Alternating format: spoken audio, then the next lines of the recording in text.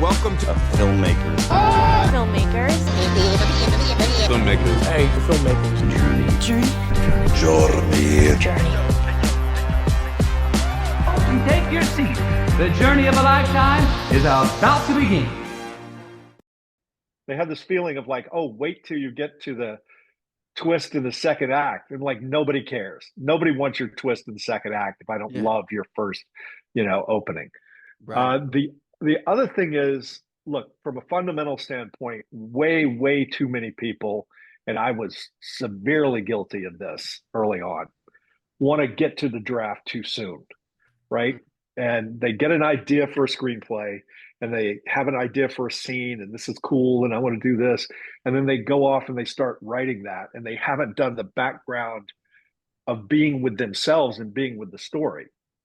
And I feel like I have learned, for me, what works for me is I want to spend a lot of time, like if I have an initial idea, I want to spend a lot of time just brainstorming this idea and see things that I don't know how they fit together. I don't know who this character is.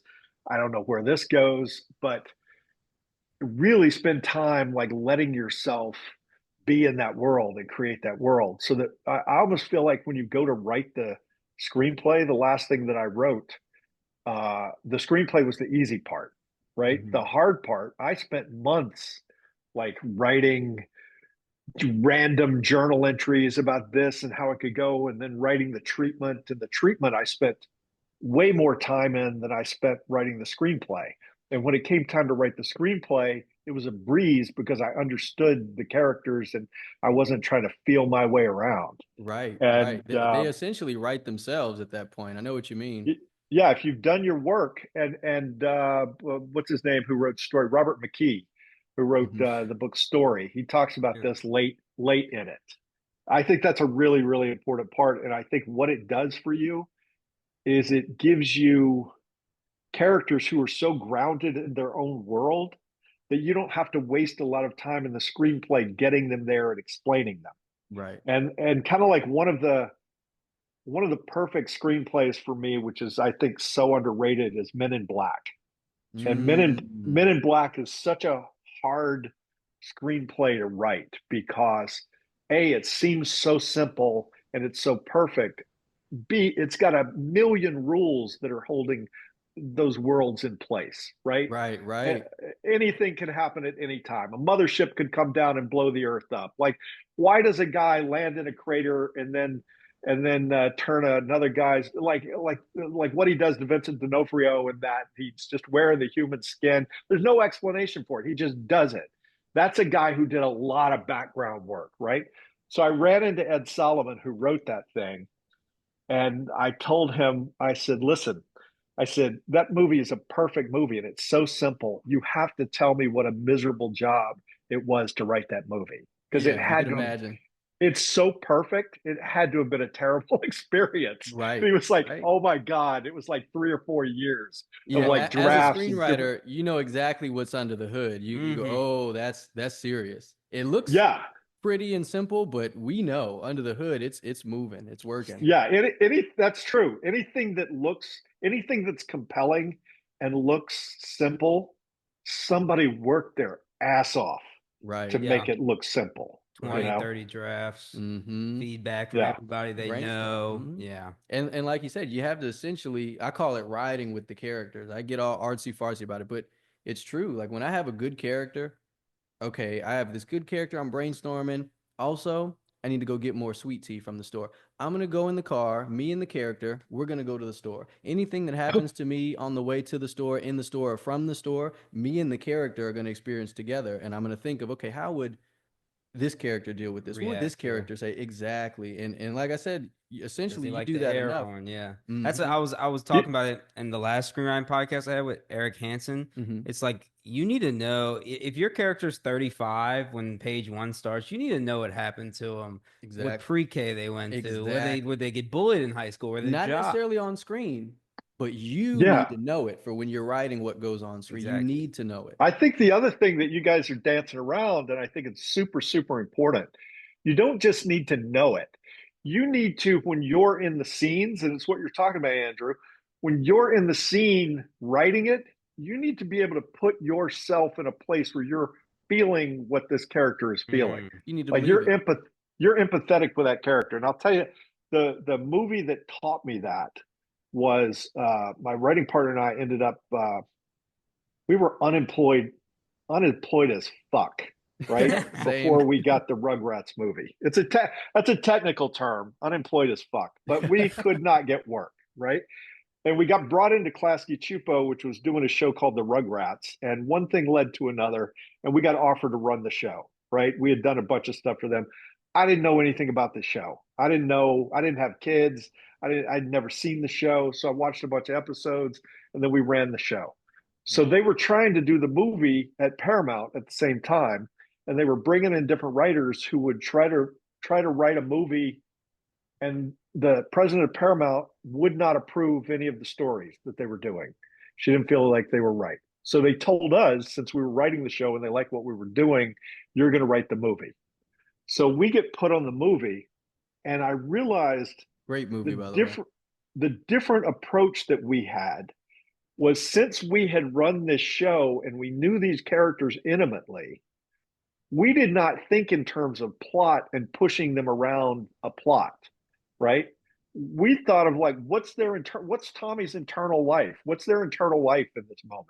And it's not, we don't say those words out loud. Those are a little too like, I don't know, whatever, too writerly. But it is, the internal life is, I'm feeling what this character's feeling in this moment, right? This frustration, this and that. And one of the things that if you go and you look at Toy Story does such a beautiful job of this. Toy Story 2, like movies that they've got a story, they've got a plot, but it's not a plot that's driven by external factors so much as it is driven by, Woody's jealousy, Woody's being in conflict with himself and having the desire to be a nice guy, but at the same time hating Buzz Lightyear and hating that he's come into. Insane. Yeah, those things are interesting, and those things I think can drive great plots. I mean, you can look at Die Hard. Die Hard's a fantastic plot, Yeah, great movie. but there's driven by a guy who's in love with his ex-wife and wants her back, and never has to say that in Toy Story and also in the Rugrats movie. In the Rugrats movie, the main character, Tommy Pickles, is getting his mother's going to have a baby. Mm-hmm. And Tommy's a very optimistic guy, is what he was known as. And his friends all tell him how horrible it's going to be to have a little brother. And initially, we thought, oh, that is horrible. Tommy should not want a little brother. And then we realized, like, that's not interesting. It's not interesting to have somebody say this bad thing's going to happen. And then you go, well, that sounds bad. I don't want that to happen. How do we prevent that? What's interesting is when you tell an optimist this bad thing is going to happen, and the optimist is like, no, I'm sure it'll be fine. Right. And it's like, now the audience is like, oh my God, who's right? He has no idea what's coming. And it's kind of the same thing with Woody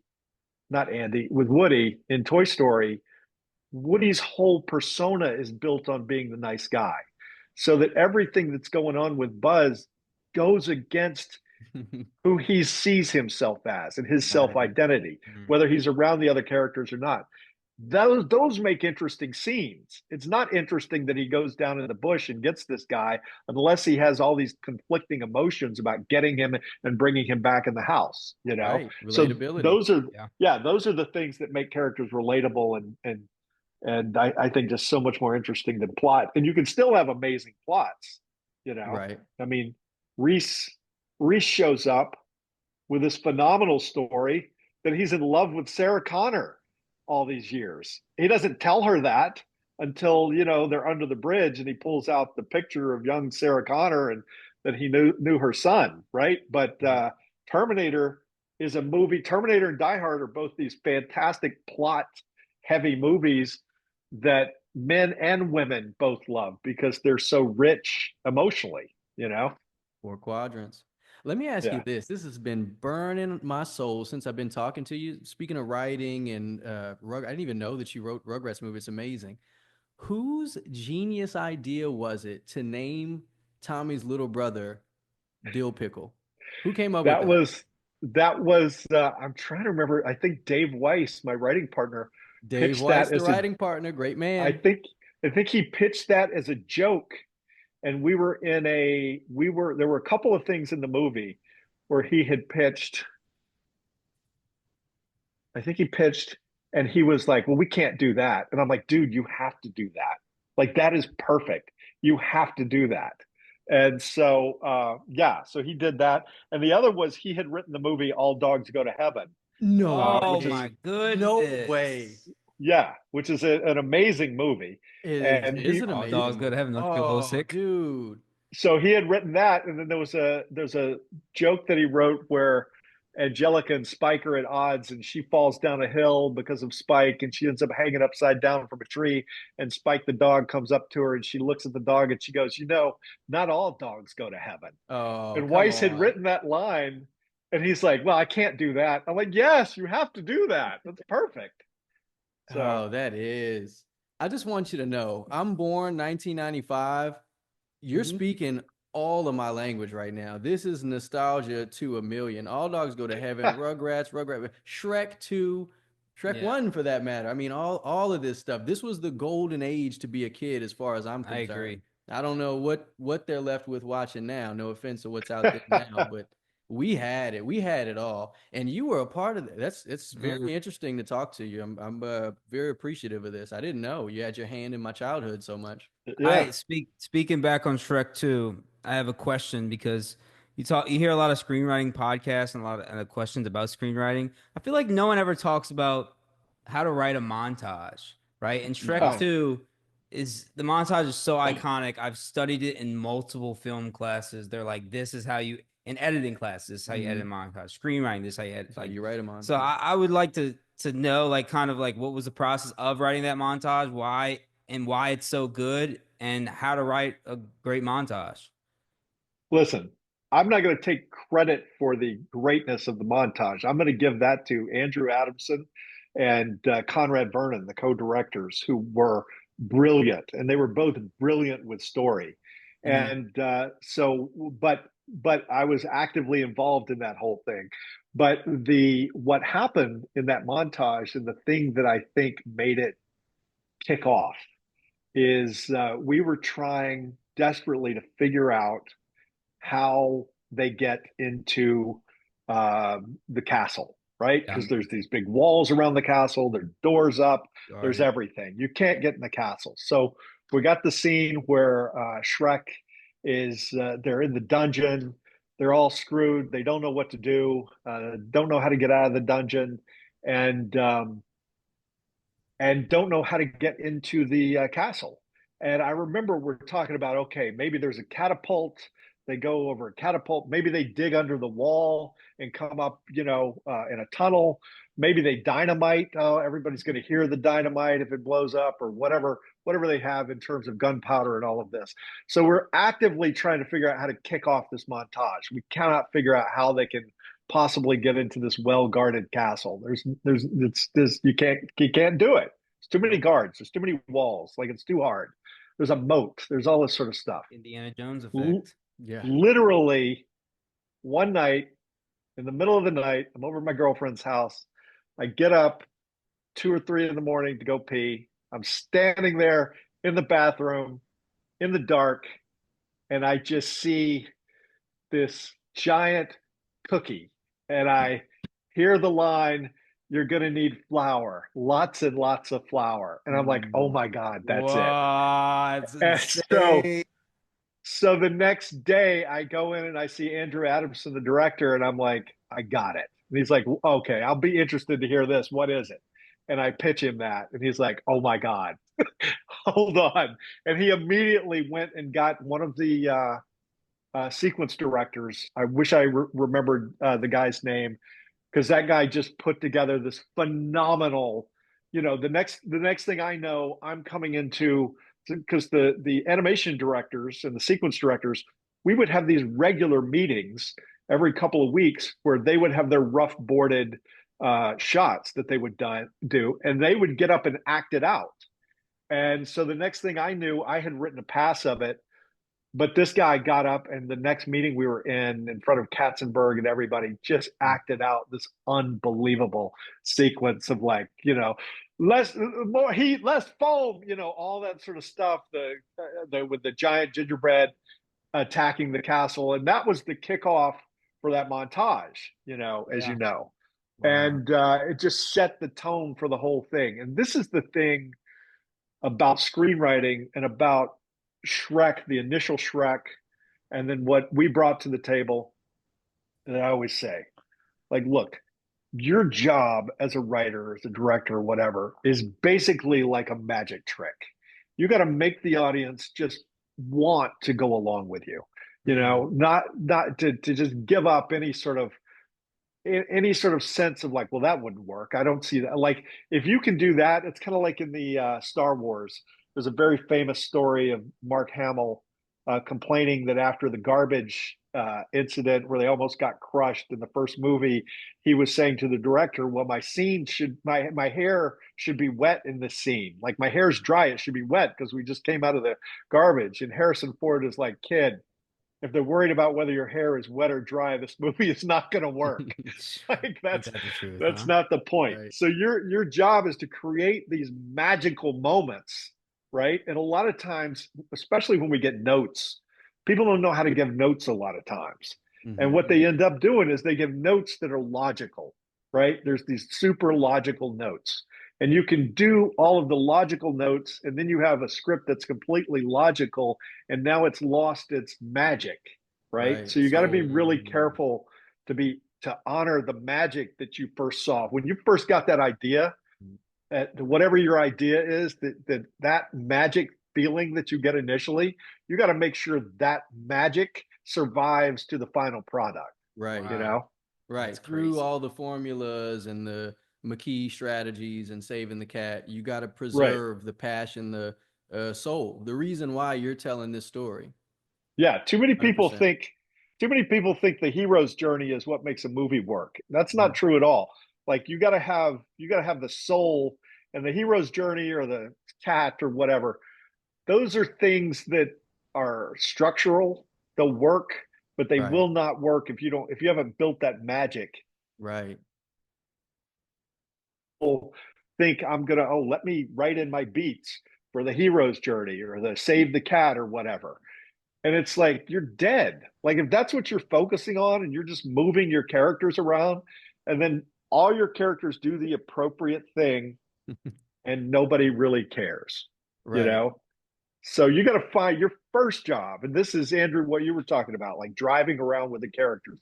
Look, I literally when I'm writing, I'll spend so much time just driving around. Yeah. I drive around at night, and I have this expression, and I don't know where I'm going. This is not with driving. This is with writing, but I don't know where I'm going, but I know I have to get lost in order to get there. Oh, And to me, that's what that means, Mhm. get lost.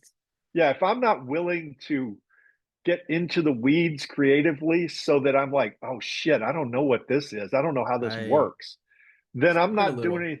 I'm not doing anything that's interesting. Yeah. You You want to know, scare yourself a little as a writer. you better scare yourself. If you don't Yes. scare yourself, you are not going to scare the audience. And by Ooh. scare, that could be delight. It could be funny. It could be like, look, Jim Carrey talking about Ace Ventura. I just saw a thing where he was saying, like, yeah, I committed to that in a way where I thought this could ruin me. This could ruin my career. Yep.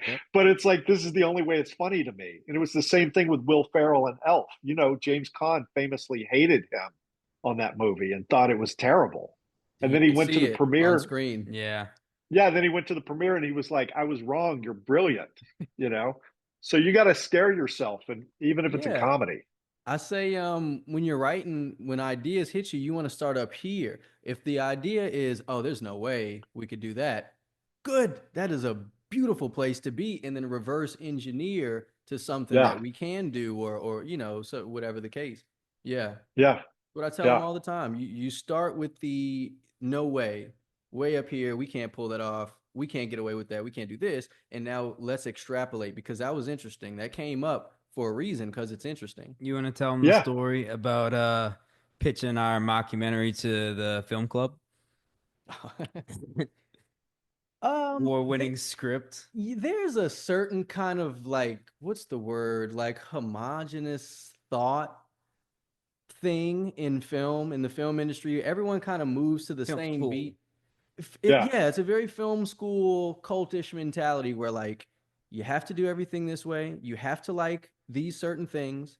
You're not allowed to like these certain things. Like for instance, you probably understand if I were to show up to one of these groups and say my favorite movie of all time is Fast and the Furious 3, I'd get laughed out of the club. There's no way. You're not serious film guy. What do you mean Fast and the Furious? But I mean, it's not. But if it were, it's opinionated. It's art based. So I say all this to say, yeah, we showed up to the film club and we had a script that was about a serial killer, mockumentary script, and we were all excited. Comedy, yeah. Comedy, yeah, it's a dark comedy, and I printed up copies for everyone in the thing, and I doled them. It's about 15 pages at the time. I doled them out. Check this out. Tell me what you think. And they were repulsed at this idea of like murder and like jokes about murder, and I'm like, yeah, we're making movies. Like I thought that's Yeah. what we're doing. So yeah, Well, that's look, like, Tarantino had to commit to his ideas unapologetically, right. and because he's never apologized for them, people have eventually sort of shut up and stuff. Like, and I mean, he's to me one of the great filmmakers who ever lived. I agree. And I love seeing him in interviews where he just refuses to engage in a debate about Right. what does. This is what Just I'm say, doing. You don't I'm like not it? even Don't You go don't gonna. see even it. tell them what the title means. You seen that one where he's like, they kept trying to get him, your movies, this violence, these kids, this violence. And he goes, Yeah. I'm not going to answer this. I'm shutting your butt down. I reject the premise of your question, I Yeah, think was something exactly. I he reject said. the premise. I'm shutting your butt down. But one of the things about Tarantino, but from a creative process, is he also talks about, like, look, every time he sits down to write a film, he's like, oh my God, how do you write a film? Like, how did I ever do this before? Right. And it's like, I have felt like that on everything I've ever worked on. Like and there's a million decisions that you have to make in the process of writing a film. Yeah. And Yeah. it's impossible to project how it's going to go, because if you can project how it goes from day one, you got a shitty film, you know? Yeah. Mm. You need to be overwhelmed, and like you're talking about, you need to be scared of it, and it needs to suggest things that you're like, I don't know, man, you know. It's like when you're writing, it really becomes part of you for that certain time. Yeah. That's all you can think about. When I wrote my first feature, I remember I spent like 2 months before I actually wrote it, just coming up with the characters and kind of everything together. And I'd be running on the treadmill. Thought would come in, write it down. Living in that world. Do garden, pop up. I'd be taking a piss, like he said, pop up, write it all down. And yeah, just sitting and getting lost, really. It's like I kind of sometimes I would I caught myself. I remember I was going to the gym, right? And I was typing in my name to get like a smoothie or something. I accidentally typed in my character's name. Yep. And I was like, you know what? I should just start doing that. I should call Yeah. myself Brian when I'm writing Brian's Oh, art. that's You gotta be in the interesting. world. Dude, I was writing a novel years ago, and I was in a drive-through, and all of a sudden this passage came to me to like open it with, and I literally had to just like get the bag, dump out the burger, and start writing on the bag, Oh you my Isn't know? that God. crazy? And I just think I think that whole period you're talking about, where you're spending those couple of months just like thinking about it and inhabiting it, and did you ever see Sling Blade? No, I never seen No. that. You guys should watch Sling Blade, because it would be right up your alley. Write it And it down. is Billy Bob Thornton. Nobody knew who he was before that. He did this movie where he plays a very unusual character. And it's a character that, like, if somebody were to pitch it to you, you would be like, that's a terrible idea. And he just felt like, look, I feel this character, I see this character, and he wrote this movie with this character, and it's a phenomenal movie, and he's unbelievably good in it. Nice. But yeah, it feels like it does not feel like when you go there that somebody's just taken the freaking hero's journey and stuck it on this character and given him to. I don't know. The hero's journey might well apply to that movie. I don't know, but it didn't come from him going, well, I'm going to put this guy through the hero's journey. And, there's this internal process that can get you through the hero's journey or whatever. I hate the whole save the cat notion, by the way. I've heard this before. Yeah. Yeah. I want people who don't save the cat. Are you more of a McKee disciple? No. Look, I'll tell you this though. I went to McKee's seminar years ago before I started writing with Weiss, and I had just been doing comedy before that, sketch comedy. And I had written a couple of screenplays, but they were, I would give it to somebody to read and they would be like, oh, it's really funny. It's kind of all over the map and there's no real structure to it, but it's really funny. And I would think, well, you're just not brave enough, to make these bold movies that I'm writing. And so I went to see McKee, and McKee breaks down one of my favorite movies, some scenes from one of my favorite movies, which is Casablanca. And it's such a great movie. And he breaks it down. The bazaar scene? No, he's just Bazar, talking about. however you say that. Yeah, the bazaar. God, is that what he breaks? Is that where they are? That's what it is It in might- the book. The scene Yeah, with it might when be she's that. buying the lace. Yeah, I think you're right. I think you're absolutely right. He breaks that down, and I was watching it, and he's talking about subtext and all of this. And he's also talking about the economy of the writing, right? I used to think I was a good writer because I could sit down and write 10 pages, right? Look at me writing 10 pages. Then you realize, like, oh, a really, really fucking great scene can be half a page. Right. You need to learn to write something in half a page that means something rather than you wait till you read these 10 pages. Right. When you make everything count, that's when you start to get onto something. And I had this terrifying come to Jesus moment in that Robert McKee seminar where I thought, if I'm going to be a professional, I don't know what I'm doing. I have to relearn everything that I thought I knew because I'm just wrong, and it was terrifying, but it also allowed me to have the humility to start to let me break down a script that I love. Let me look at the movies that I love and figure out why I love them, right? Looking at a script is one thing, but really sitting there and going, why does this scene exist? What actually happens in this scene? What moves forward? What's driving this character? Why do I care about this character? And I feel like people don't spend enough time understanding why they care about characters. And if you as a writer need to know why that character is going to be something in your audience is going to be like, I love this character, And my son said something one time, because one of the things I think is so interesting about Silence of the Lambs, which is one of my favorite movies. I haven't seen it. You haven't seen Silence of the Lambs? I know. I'm sorry. Holy shit.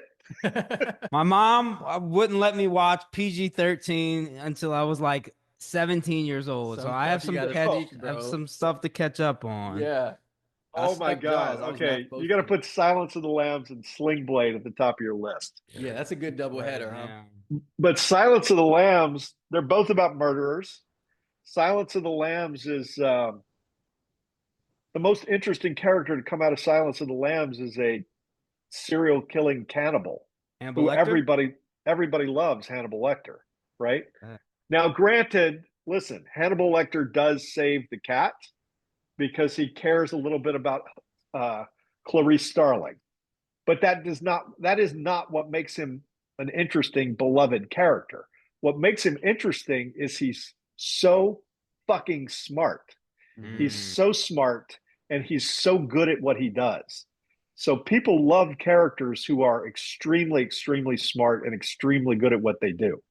So there's a thing that Weiss and I talked about at one point, which is your character should be the most blank ever, right?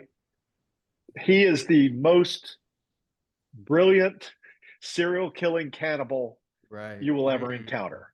Be the most blank.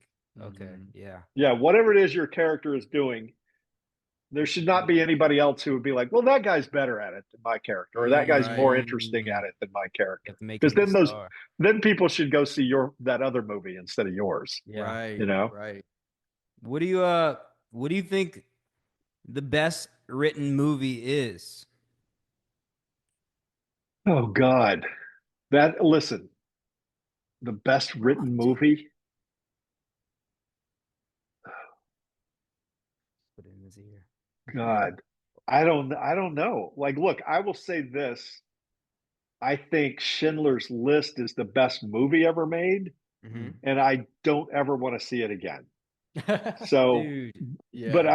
I think great movies deal with unanswerable questions. Oh Mhm. wow. And I think there's an unanswerable question in that movie, and there's some other movies that meet that criteria. I don't know what the best written movie ever is. Like, I think Casablanca is a perfect movie. I think Raising Arizona is a perfect movie. Yeah, Ooh, you that's guys next haven't on seen my Raising list. Arizona. Have you I, guys seen Raising Arizona? well, I just watched Blood Simple for the first Oh time the my other night. God, So, that's a perfect movie. oh, it's great. So, Raising Arizona is next on my list. Okay, so here's the fascinating thing: as two guys in film school, look at Blood Simple. That's their first movie, Yes. right? So they do the most film noir movie remake, type of movie. It's astounding. And then they go do this ridiculous comedy in Raising Arizona, which has a completely different tone. Right. So they somehow had the balls not to feel like, oh, we're the film noir guys. We got to go make Blood simpler. Blood simple too. Right. More blood, Bloodier more simple. simple. Right. And look, man, to me, Raising Arizona is an all-time. That's one of my desert island movies. Like, it's just so perfect. That's what I've heard. Mm. It's really good. Yeah.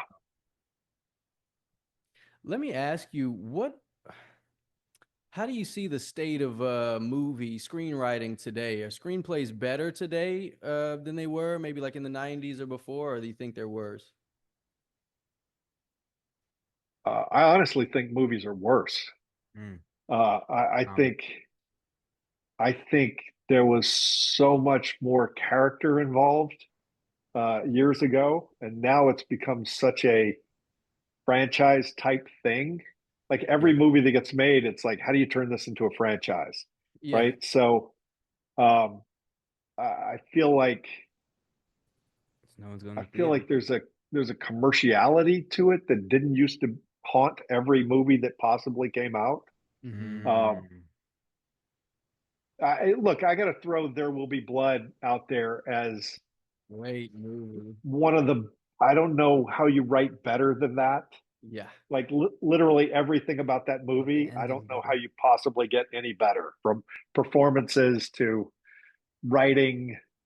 Like, yeah. And So Daniel what are Day some of the Lewis, lists? you know. What are some of the list of you guys things of? And look, to me, Quentin Tarantino talks about something. He talks about movies that are perfectly the movie that they are, and they are Mm, perfect. And perfect look, film. I Yeah. would put Pulp Fiction in that category. I would put any number of things he's written in that category. But he talks about Back to the Future.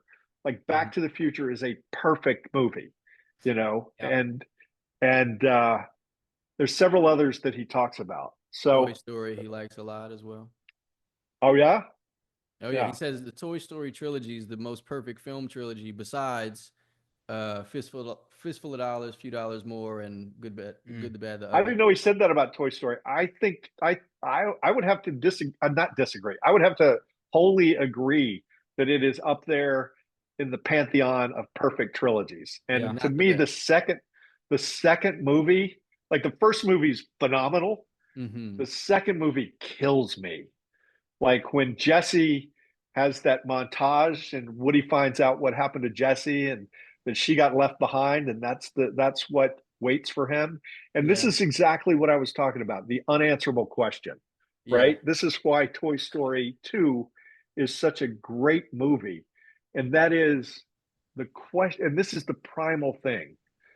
The primal thing that Woody faces is something that every member of the audience faces, and that is whatever you love, whoever you love in this world, it is going to end in heartbreak. Oh, Either they are wow. going to die, or you are going to die, or you are going to break up. Those are Right. your three options, right? And so we are faced with, how do I love somebody so deeply and know also that there's no guarantee this is going to last forever and I won't have pain. In fact, I am going to suffer deep pain because I love this person so much. And Mm. he goes from sort of feeling like he's got this ideal relationship with Andy to being offered this sort of what is it when Satan takes Jesus up on the mountaintop, right? Oh, He yeah. he's It is kind offered of a Gnostic tale, The huh? temptation, yeah, yeah, he's 40 Yeah. days, he's 40 offered nights. this thing of like, look, we can put you in the box, you can go to the museum, you'll be perfect forever. We'll run this universe Nobody's together. nobody's going to love you, but you'll be perfect forever and you'll never die. Or you can go back to Andy's and you'll get worn out and Andy will grow up and leave you behind. And you're saying And you didn't care for Toy Story 2? no, no, the I love opposite. Toy Story. Oh, oh, Oh, okay. kills Okay. I him, like, misheard. kills him. Oh, No, okay, I okay, think okay, okay. I I got think Toy Story 2, you asked me about greatest right. I think Toy Story 2 is one of the best movies ever written. you. It's Mm, amazing. The Yeah. owl character, it's yeah. amazing. Yeah. And it's just the fact that you can do things that are about such deep themes Mhm. with these characters is just a testament to uh, that whole crew over there. And to walk that line, to be relatable for everyone, but entertain the kids and adults at the same time. Like, I Yeah, imagine, and and you probably know more than anyone, that's no easy feat. but look at how that movie entirely is spun out of character, right?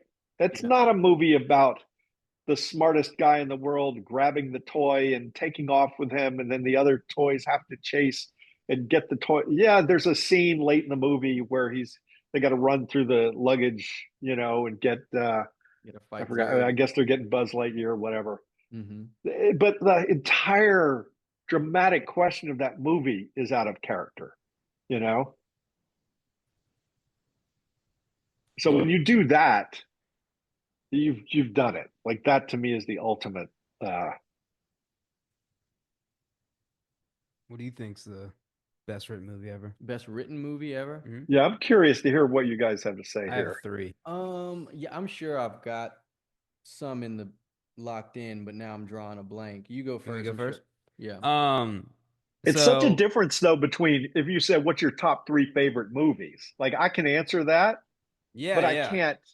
But I can't go now. If you're going to apply best written, like I can't even say Schindler's List is the best written because it deals with such a deeply emotional topic. It's almost cheating, right? Mm. You've Yeah. got a built-in emotional core. Right. So to me, you would almost have to separate, have go like, look, not relying on any sort of already emotionally huge historical component. What's a great movie? Like Yeah. and So I base my answer off of like written is words, right? So what is a movie that little no action, little no spectacle that's so like bringing in and so like Concise. entertaining, right? So that's why I think Good Will Hunting for me is my answer. that's Um, phenomenal movie. yeah, and obviously you have this crazy story of Ben Affleck and Matt Damon writing it in college and Right. got Yeah. it to Robert Williams. But I Lore. mean, there's like there's two punches thrown in that movie, No and guns. no guns, no it's No literally broken steps. therapy, and Yeah. I can watch it a million times over and Very get true. something new every single time. That's very true. So that's my answer. I seen for the first time yesterday on my flight back here. Green Book. Green Book, great written movie. Great movie. And I also like Shutter Island a lot. I think Mm. that's one of the best twists ever. Yeah. So those are my three. And I think Tarantino writes the best dialogue for Yeah, sure. dude. Hateful Eight by Tarantino is my favorite movie of all time. I Short answer, that is my favorite written movie of all time because the dialogue is so good and it's so poignant and everything. The symbolism, the I mean, I'm an American history guy, so the post-Civil War, all of that stuff, and it's all accurate and it all plays a part. And they show they have these red, white, and blue motifs throughout. I know that's not necessarily the writing, but just a great movie, dude. Hateful Eight is very well structured in every way, I think.